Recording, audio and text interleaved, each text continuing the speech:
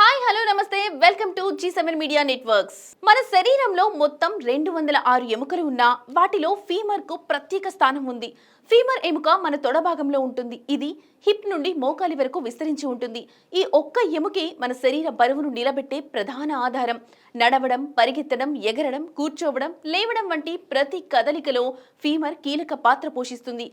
Femur ఎముక అంత బలంగా ఉంటుంది కాబట్టి సాధారణ ప్రమాదాల్లో సులభంగా విరగదు. ఇది విరిగిందంటే అది చాలా తీవ్రమైన ప్రమాదం లేదా పెద్ద యాక్సిడెంట్ జరిగినప్పుడు మాత్రమే. ఫీమర్ ఎముక యొక్క నిర్మాణం చాలా ప్రత్యేకంగా ఉంటుంది. పై భాగంలో ఉన్న భాగం హిప్ జాయింట్ తో కలిసిపోయి బాల్ లాంటి ఆకారంలో ఉంటుంది. అందువల్ల మన కాలు అన్ని దిశల్లో కదలగలుగుతుంది. దిగువ భాగంలో మోకాలి జాయింట్ తో కలిసిపోతుంది. ఈ రెండు జాయింట్ల మధ్య ఉండే పొడవైన భాగమే ఫీమర్ బలం. శాస్త్రవేత్తల ప్రకారం ఫీమర్ ఎముక కాంక్రీట్ కన్నా కూడా బలంగా ఉంటుంది అని చెబుతారు.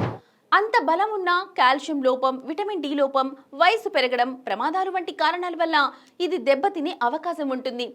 ఫీమర్ ఆరోగ్యంగా ఉండాలంటే సరైన పోషకాహారం చాలా ముఖ్యం. పాల పదార్థాలు, ఆకుకూరలు, గింజలు, పప్పులు, చేపలు వంటి ఆహారాలు కాల్షియం అందిస్తాయి. సూర్యకాంతి ద్వారా విటమిన్ డి లభించి కాల్షియం శరీరంలో శోషించబడుతుంది. అలాగే నడక, యోగా, తేలికపాటి వ్యాయామాలు ఎముకల బలాన్ని పెంచుతాయి. చిన్న వయసులో ఫీమర్ బలంగా ఉండడం వల్ల వృద్ధాప్యంలో ఎముకల సమస్యలు తక్కువగా ఉంటాయి. మొత్తానికి మన శరీరాన్ని నిలబెట్టే స్తంభం లాంటి ఎముక ఫీమర్. అది లేకుండా మన నడక, జీవితం ఊహించలేం. అందుకే ఆ అతిపెద్ద ఎముక యొక్క ఆరోగ్యం మన మొత్తం శరీర ఆరోగ్యంతో నేరుగా సంబంధం కలిగి ఉంటుంది.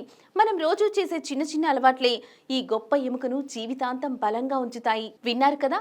మీ ఒపీనియన్ ఏంటో కామెంట్ రూపంలో తెలియచేయండి. G7